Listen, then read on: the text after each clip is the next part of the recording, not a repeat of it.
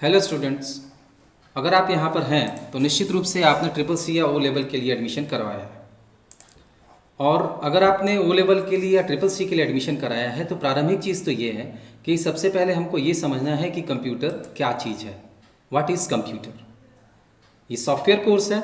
Hardware और software के बीच का अंतर सबसे पहले समझ लें। हार्डवेयर वो फिजिकल कंपोनेंट होते हैं जो कंप्यूटर के साथ जुड़े होते हैं, और सॉफ्टवेयर वो सारे प्रोग्राम्स हैं जो सिस्टम के अंदर हैं, सेट ऑफ इंस्ट्रक्शंस। आगे पढ़ेंगे इनके बारे में डिटेल में। तो पहले तो कंप्यूटर की परिभाषा ही देख लें क्या होती है।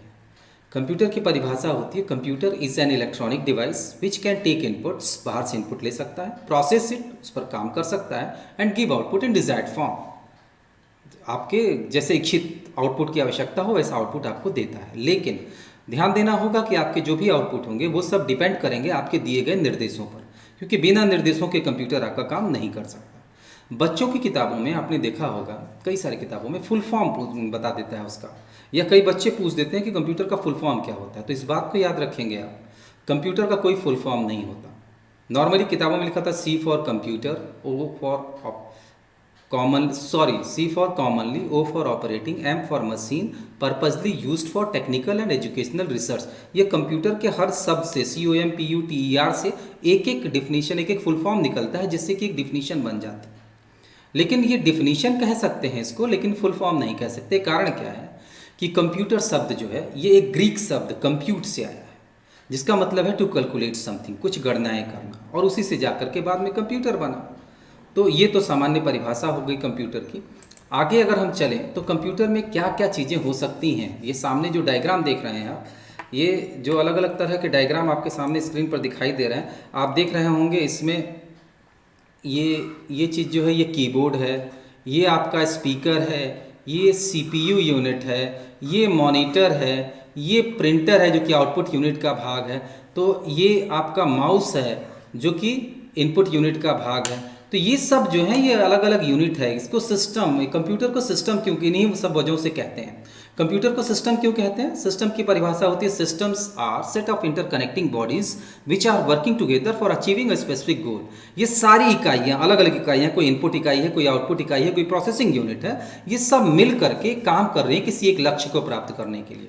वो लक्ष्य क्या है आपका? कंप्यूटेशन का टास्क। इसको पूरा करने के लिए सारी इकाइयाँ एक दूसरे के साथ मिलकर काम कर रही हैं। तो ये सारी डिवाइसेस आगे चल करके इनके बारे में आप पढ़ेंगे, ये क्या होते हैं और किस तरह से इनका इस्तेमाल होता है। आगे हम अगर चलें तो ये आपका जो सबसे पहले आपको मिलेगा ये है आपका ये सब आपका ब्लॉक डायग्राम है कंप्यूटर का। और ब्लॉक डायग्राम में, कंप्यूटर के ब्लॉक डायग्राम में आपको क्या क्या चीज़ें मिलेंगी? सबसे पहले है आपकी इनपुट यूनिट। इनपुट यूनिट की परिभाषा क्या होती है? Input unit is collection of devices which are used for feeding data into computer system. जैसे कंप्यूटर पर जब आप काम करेंगे तो सूचनाएं कंप्यूटर के अंदर डालनी होगी ना, तो कंप्यूटर के अंदर सूचनाओं को डालने के लिए जिन डिवाइसेस का, जिन औजारों का इस्तेमाल करेंगे आप, वो इनपुट यूनिट के अंतर्गत आएंगी। इनपुट यूनिट के अंतर्गत क्या आएगा? कीबोर्ड है आपका, माउस है, जॉयस्टिक, स्कैनर्स, इस तरह करके बहुत सारे इनपुट डिवाइसेस हैं जिनका इस्तेमाल हम कर सकते हैं सूचनाओं को इनपुट करने के लिए। जब इनपुट करेंगे हम तो इसके अंदर आपको जो यूनिट मिलेगी, जब यहाँ से डेटा इनपुट होता है तो आपको जो यूनिट मिलेगी वो होगी CPU। सबसे प्रारंभिक यूनिट CPU होगी, central processing unit. Central processing unit में एक मेमोरी यूनिट होगी जो कि प्राइमरी मेमोरी, रैम का एक रैम होती है। मतलब रैम क्यों होती है? रैम और रोम CPU के अंदर ही होते हैं। आगे पढ़ेंगे रैम और रोम क्या होते हैं, लेकिन फिलहाल रैम प्राइमरी मेमोरी का एक भाग है जिसका काम सिर्फ इतना होता है कि आपने जो इमीडिएट डेटा इनपुट किया है या जिस पर प्रोसेस किया है, जिसको आउटपुट देना है, वो डेटा वो स्टोर करता है थोड़े समय के लिए। और अगर वो क्या होता है, वो मेमोरी का इस तरह का टाइप होता है जिस पर कि पावर सप्लाई का प्रभाव पड़ता है। ये वॉलेटाइल मेमोरी का टाइप है। वॉलेटाइल मतलब जैसे उन मेमोरी डिवाइसेस को वॉलेटाइल कहते हैं जिस पर पावर सप्लाई का प्रभाव पड़ता हो। अगर पावर चली गई तो उसके अंदर का डेटा भी गायब हो जाएगा। इसी तरह रैम होता है। रैम के अंदर जब तक पावर सप्लाई ऑन है तब तक उसके अंदर का डेटा सुरक्षित रहेगा, और जैसे ही पावर सप्लाई गायब होगी उसके अंदर का डेटा भी गायब हो जाएगा। तो जब आप इनपुट यूनिट से डेटा ट्रांसफर करते हैं तो वो आता है आपके मेमोरी यूनिट, मतलब रैम के अंदर। रैम के अंदर जब सूचनाएं आ जाती हैं तो इसके बाद CPU के अंदर दो और भाग होते हैं। एक होता है कंट्रोल यूनिट और दूसरा होता है अर्थमेटिक लॉजिक यूनिट, ALU भी कहते हैं उसको। कंट्रोल यूनिट का काम है सारे जितनी भी इकाइयां हैं कंप्यूटर की, सबको नियंत्रित करने का काम कंट्रोल यूनिट का है। वो सबको नियंत्रित करता है। जैसे आपका दिमाग नियंत्रित करता है ना सारी चीज़ों को, उसी तरह से कंट्रोल यूनिट भी नियंत्रित करता है कंप्यूटर में होने वाली सारी कार्यप्रणाली को। जितने भी कार्य कंप्यूटर के द्वारा किए जा रहे होते हैं सबको नियंत्रित किया जाता है कंप्यूटर के द्वारा। अब इसके बाद अर्थमेटिक लॉजिक यूनिट क्या है? जैसे अगर आपने कहा 5+7, तो 5+7 कंट्रोल यूनिट का काम नहीं है, ये काम है आपके अर्थमेटिक लॉजिक यूनिट का। अर्थमेटिक लॉजिक यूनिट जितने भी प्रोसेसिंग वाले कार्य होते हैं वो सब अर्थमेटिक लॉजिक यूनिट ही करता है, चाहे वो मैथमेटिकल कैलकुलेशन हो चाहे कोई लॉजिकल ऑपरेशन हो, वो सब यहीं पर परफॉर्म होता है। अब यहाँ पर जब सीपीयू के द्वारा सारी प्रोसेसिंग कर दी जाएगी तो वो डेटा कहीं ना कहीं स्टोर होना चाहिए। स्टोर होने के लिए आप सेकेंडरी मेमोरी स्टोरेज डिवाइसेस का इस्तेमाल करते हैं। उसमें आपके सिस्टम में जो लगी होती है मेमोरी वो हार्ड डिस्क कही जाती है। कंप्यूटर के अंदर जो मेमोरी होती है, आपने सुना भी होगा इस शब्द को, कंप्यूटर के अंदर जो मेमोरी होती है उसको हार्ड डिस्क कहा जाता है। तो हार्ड डिस्क के अंदर वो सेकेंडरी मेमोरी का प्रकार है, मैग्नेटिक मेमोरी है, उसके अंदर डेटा को आप स्टोर करते हैं ताकि आप भविष्य में इस्तेमाल कर सकें। कंप्यूटर की एडवांटेजेस में अगर आप पढ़ेंगे ना, तो कंप्यूटर के एडवांटेजेस में सबसे बड़ी एडवांटेज ये है, computers can store information for further use. भविष्य में इस्तेमाल करने के लिए सूचनाओं को संग्रहित कर सकता है। ये सबसे महत्वपूर्ण इंपॉर्टेंट एडवांटेज है कंप्यूटर की। तो सेकेंडरी मेमोरी इसी काम आता है। सेकेंडरी मेमोरी भविष्य में सूचनाओं को यूज़ करने के लिए, संग्रहित करने के लिए इस्तेमाल किया जाता है। और सेकेंडरी मेमोरी में सिर्फ हार्ड डिस्क ही नहीं होता, आपका फ्लॉपी ड्राइव है जो कि आज के समय में इस्तेमाल नहीं होती, सीडी है, डीवीडी है, और सबसे ज़्यादा पॉपुलर जो आज के समय में यूज़ होता है वो पेन ड्राइव से। पेन ड्राइव का इस्तेमाल सबसे ज़्यादा आज के समय में होता है। अब इसके आगे चले हम, सेकेंडरी मेमोरी को छोड़ दें, आगे चले हम, अगर डेटा को जब आपको उपलब्ध कराना होगा, जैसे आपको जब डेटा इनपुट करना था तब तो आपने इस्तेमाल किया इनपुट यूनिट का, जब डेटा कंप्यूटर के अंदर डालना था। जब कंप्यूटर को आपको डेटा देना होगा तो वो किसका इस्तेमाल करेगा? आउटपुट यूनिट का। आउटपुट यूनिट का इस्तेमाल करके कंप्यूटर आपको सूचनाएं या तो पिक्चोरियल फॉर्म में या तो प्रिंटेड फॉर्म में उपलब्ध कराता है। जब पिक्चोरियल फॉर्म में डेटा उपलब्ध करा रहा होगा तब आपका मॉनिटर नाम का आउटपुट डिवाइस काम कर रहा होगा। आपने देखा है ना टीवी टाइप की स्क्रीन जो कंप्यूटर के सामने रखी होती है, या लैपटॉप है तो लैपटॉप में भी एक टीवी टाइप की स्क्रीन होती है जिसका काम क्या होता है? सूचनाएं आपके सामने प्रदर्शित करना, पिक्चोरियल फॉर्म में आउटपुट को उपलब्ध करना। तो वो भी आउटपुट डिवाइस है। इसी तरह से अगर प्रिंट करके कोई इंफॉर्मेशन आप अगर लेते हैं तो प्रिंटर का इस्तेमाल करते हैं। प्रिंटर से एक पेज पर प्रिंट होकर के वो सूचनाएं जो कि कंप्यूटर के अंदर आप देख रहे हैं वो निकल जाती हैं। तो अब यहाँ पर एक कंसेप्ट आता है हार्ड कॉपी ऑफ इंफॉर्मेशन और सॉफ्ट कॉपी ऑफ इंफॉर्मेशन। इसको भी समझना जरूरी है। जब तक सूचनाओं को आप कंप्यूटर के अंदर देख रहे होते हैं तब तक हम उसको कहते हैं सॉफ्ट कॉपी ऑफ इंफॉर्मेशन, और जब वही इंफॉर्मेशन प्रिंट करके पेपर पर आप निकाल लेते हैं तो उसको हम कहते हैं हार्ड कॉपी ऑफ इंफॉर्मेशन। वो आपकी हार्ड कॉपी ऑफ इंफॉर्मेशन हो जाती है। ठीक है, तो ये तो हो गया आपका normal block diagram of digital computer. आगे इन सभी यूनिट्स के बारे में अलग अलग पढ़ना है हमको। ठीक है, तो आगे चले हम। आगे अगर हमको तुलना कोई करने को कह दे कंप्यूटर को और कैलकुलेटर को, तुलना तो खैर कोई भी नहीं है, लेकिन फिर भी अगर तुलना करना हो, क्योंकि दोनों ही इलेक्ट्रॉनिक डिवाइस हैं, तो क्यों हम कंप्यूटर का इस्तेमाल, कंप्यूटर को नहीं पढ़ते, कैलकुलेटर को क्यों पढ़ते हैं? तो ये भी प्रश्न आपके दिमाग में आना चाहिए कि भाई कैलकुलेटर भी तो कैलकुलेशन वाले कार्य करता है, वही सारे कार्य कंप्यूटर पर भी करते हैं, लेकिन कंप्यूटर की जो फील्ड है अगर आप देखेंगे तो उससे ज़्यादा बहुत बड़ी है।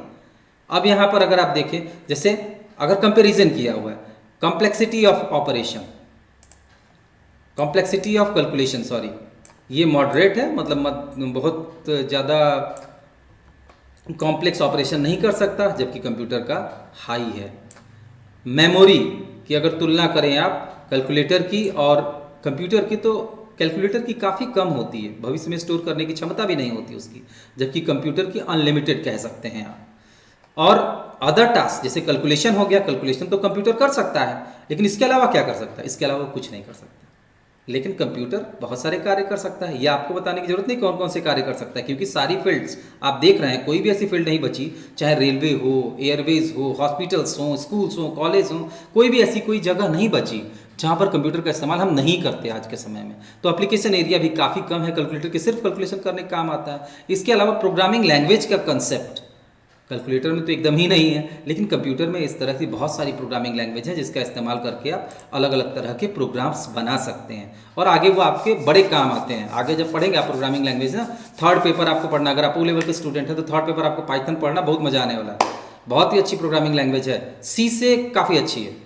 सी को हम ख़राब तो नहीं कहेंगे कि सी ने बहुत समय तक ओ लेवल का साथ दिया और आज भी बड़े जो हाई लेवल प्रोग्रामिंग्स हैं उसमें सी का इस्तेमाल होता है। सी आउटडेटेड नहीं है, लेकिन फिर भी नाइलेट ने हाल ही में अपने कोर्स में कुछ कन्वर्जन किए, कुछ परिवर्तन किए हैं और परिवर्तन करने के बाद सी लैंग्वेज की जगह पर पाइथन को लेके आया। हम पाइथन को पढ़ेंगे। पाइथन बहुत मज़ेदार लैंग्वेज है, बहुत मज़ा आएगा उसको पढ़ने में। आगे चले हम, आगे अगर हम चलते हैं तो आगे आता है ये कंसेप्ट कि भाई ये बताइए कि कंप्यूटर, कई लोग पूछते हैं कि कंप्यूटर की अच्छाइयाँ क्या हैं या कंप्यूटर की कमियाँ क्या हैं।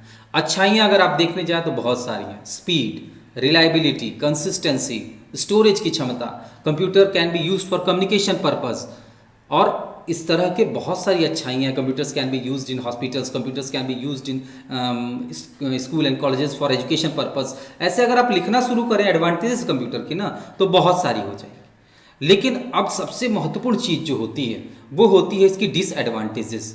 क्या कंप्यूटर एक ऐसी मशीन है जिसमें कोई कमी है ही नहीं? तो ऐसी तो कोई चीज़ आज तक बनी ही नहीं जिसमें कोई कमी ना हो। तो चलिए बात करते हैं कंप्यूटर की डिसएडवांटेजेस की। तो सबसे पहली डिसएडवांटेज अगर आपसे पूछा जाए तो आप कहेंगे कंप्यूटर्स डिसीजन नहीं ले सकता, और सही में भी हम भी अगर बताते हैं तो सबसे पहले यही बताते हैं, computers can not make decisions by itself, खुद से कोई निर्णय नहीं ले सकता। तो ये पहली डिसएडवांटेज है इसकी।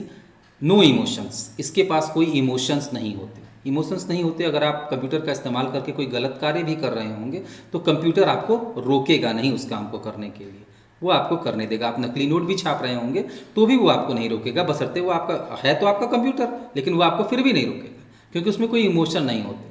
तो ये खैर कई लोग इसको ड्रॉबैक में लिखते हैं, लेकिन हमको लगता है ये इसकी एडवांटेज है, इमोशन का ना होना। क्योंकि इमोशन के रहने की वजह से मनुष्य बहुत सारी गलतियां करता है, कंप्यूटर ऐसी कोई गलती नहीं करेगा। तो ये एक अच्छाई भी है और बुराई भी है, आप जिसमें रखना चाहे रख सकते हैं। तो इसके बाद जो सबसे बड़ी बुराई लगती है हमको कंप्यूटर की, हमको भी यही लगती है सबसे बड़ी डिसएडवांटेज कंप्यूटर की, अनएम्प्लॉयमेंट।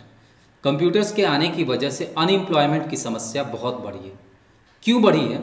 जैसे 1991 में राजीव गांधी जी थे, उन्हीं के प्रयासों से ये कंप्यूटराइजेशन इंडिया में स्टार्ट हुआ। और जब कंप्यूटराइजेशन स्टार्ट हुआ तो आप लोग आश्चर्य करेंगे जान करके कि बहुत सारी ट्रेड यूनियंस भारत में हड़ताल पर चली गई। आप देख रहे होंगे आज के समय में किसान आंदोलन चल रहा है, जब भी कोई आंदोलन चलता है तो पूरा देश एकदम अस्त व्यस्त हो जाता है। वही स्थिति उस समय भी हुई। उन लोगों ने कहा कि कंप्यूटर के आने की वजह से जो लोगों के रोजगार छिन जाएंगे। बात भी उनकी सही थी, लेकिन समस्या ये थी, राजीव गांधी ने ये सोचा, भविष्य को देखा कि अगर हम बेरोजगारी को ध्यान में देंगे और कंप्यूटराइजेशन को पीछे करते हैं तो हम खुद भी पीछे हो जाएंगे और सारे देश हमसे आगे हो जाएंगे। इसलिए राजीव गांधी ने इस पर ध्यान नहीं दिया और सख्ती से इसको लागू किया। तो कंप्यूटराइजेशन आज के समय में जो देन है वो राजीव गांधी जी की ही है, और उनके ही प्रयासों की वजह से आज कंप्यूटराइजेशन इस देश में हो रहा है या इस लेवल तक पहुंचा है। अब अनएम्प्लॉयमेंट की समस्या तो है, इसकी वजह से अनएम्प्लॉयमेंट बढ़ रही है। आपको समझ में आ रहा होगा, पहले किसी बैंक को खोलने के लिए 20-25 लोगों की आवश्यकता पड़ती थी। आज के समय में 2-4 लोग भी अगर हों तो बैंक को स्टार्ट किया जा सकता है। तो ये बड़ी समस्या है। इसके बाद जो अगली समस्या आई और बड़ी महत्वपूर्ण समस्या है, ये साइबर क्राइम। साइबर क्राइम के बारे में आगे डिटेल में पढ़ाएंगे आपको, डिटेल में बताएंगे आपको। क्राइम है, अपराध कंप्यूटर का इस्तेमाल करके किया जा सकता है, बहुत सारे क्राइम हैं। तो जितने भी क्राइम ये कंप्यूटर का इस्तेमाल करके या इंटरनेट का इस्तेमाल करके किए जाते हैं उनको साइबर क्राइम की कैटेगरी में रखा जाता है। अब साइबर क्राइम के साथ समस्या क्या है कि साइबर क्राइम को एक तो डिटेक्ट करना बहुत मुश्किल है, पहचानना बहुत मुश्किल है। क्यों पहचानना मुश्किल है? क्योंकि हमारे पास एक्सपर्ट लोगों की कमी है। हमारे जो भी प्रशासनिक विभाग हैं उसमें एक्सपर्ट लोगों की कमी है। अब आने वाले समय में आप जैसे लोग, आप जो लोग पढ़ रहे हैं, आने वाले समय में आप लोग जब फील्ड में आएंगे तो ये कमी भी दूर हो जाएगी। लेकिन आज के समय में ये कमी है। इस तरह के एरर को, इस तरह के अपराध को डिटेक्ट करना भी मुश्किल है और एलिमिनेट करना भी मुश्किल है। बहुत सारे ऑनलाइन फ्रॉड्स आपने सुने होंगे, तो वो सब साइबर क्राइम के अंतर्गत आते हैं। इसके अलावा अगर एडवांटेज डिसएडवांटेज अगर पूछनी हो तो भाई देखिए, कमियां अगर बतानी हो तो जोड़ जोड़ करके खोज करके आप बता सकते हैं। तो वो उसी तरह की कमी है कि बहुत सारी फिजिकल और मेडिकल प्रॉब्लम्स भी होती हैं कंप्यूटर की वजह से। वो तो खाने की वजह से भी होती है। खाना अगर आप ज़्यादा खाने लगे तो कुछ फिजिकल प्रॉब्लम होती है और मेडिकल प्रॉब्लम हो सकती है। तो खैर इसमें भी बहुत सारे किताबों में ये भी ड्रॉबैक्स के रूप में मिलता है, डिसएडवांटेज में मिलता है कि बहुत सारी फिजिकल और मेडिकल प्रॉब्लम्स होती हैं कंप्यूटर की वजह से। तो सही बात है, बहुत सारी मेडिकल प्रॉब्लम्स होती हैं। जैसे हम लगातार कंप्यूटर को देख रहे हैं तो आंखों में समस्या हो सकती है। अगर लगातार बैठे हुए हैं कंप्यूटर पर काम कर रहे हैं तो बैक पेन हो सकता है, या इस तरह की बहुत सारी समस्याएं होती हैं, आपके बैकबोन में कोई समस्या आ सकती है। तो ये सारी समस्याएं इस कंप्यूटर की वजह से आ रही हैं। तो ये तो आज आपकी प्रारंभिक क्लास थी, पहली क्लास थी, और हम उम्मीद करते हैं कि आप लोग काफ़ी मेहनत से इसको पढ़ रहे होंगे। ऑनलाइन होने की वजह से लापरवाही मत करिएगा। हाँ, ये हमारी जिम्मेदारी है कि अगर आप इसको पढ़ते हैं, आप इस सारी क्लास को रेगुलरली करते हैं, तो हम कोशिश करेंगे कि आपको सारे नोट्स भी उपलब्ध करा दिए जाएं। आप इन सारी चीज़ों को अगर पढ़ेंगे तो यकीन रखिए कि निश्चित रूप से आप इन परीक्षाओं को क्रैक कर पाएंगे आसानी से, क्योंकि एक नाइलेट क्वालिफायर ही आपको ये बता सकता है कि नाइलेट को कैसे क्वालिफाई किया जा सकता है।